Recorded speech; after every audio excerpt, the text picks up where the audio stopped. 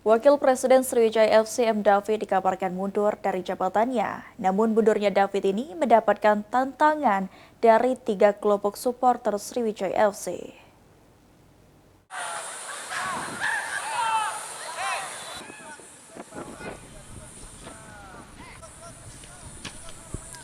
Merasa tidak dihargai dan mendapat hujatan dari supporter lantaran Sriwijaya FC yang berada di dasar klasemen sementara dengan perolehan 2 poin dari 9 pertandingan di putaran pertama kompetisi Pegadaian Championship musim 2025-2026.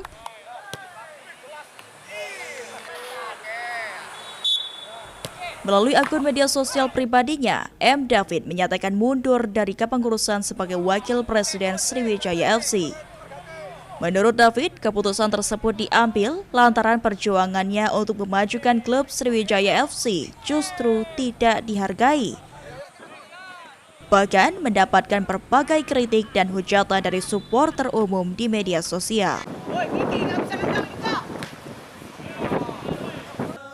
Nah, di sini saya menyatakan diri saya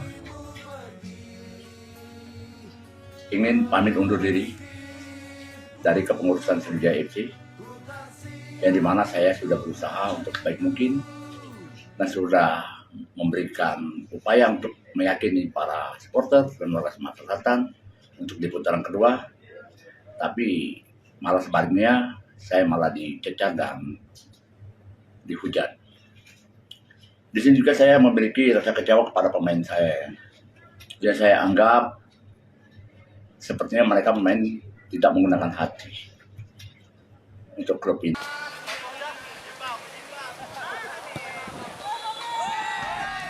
Sementara itu, Kusoi Capo Tifoso Ultras Palembang mengatakan meminta 3 kelompok supporter Sriwijaya FC menentang dan meminta M. David agar tetap menjadi Wakil Presiden Sriwijaya FC untuk menyelamatkan Sriwijaya FC di putaran kedua kompetisi Pegadaian Championship musim 2025-2026.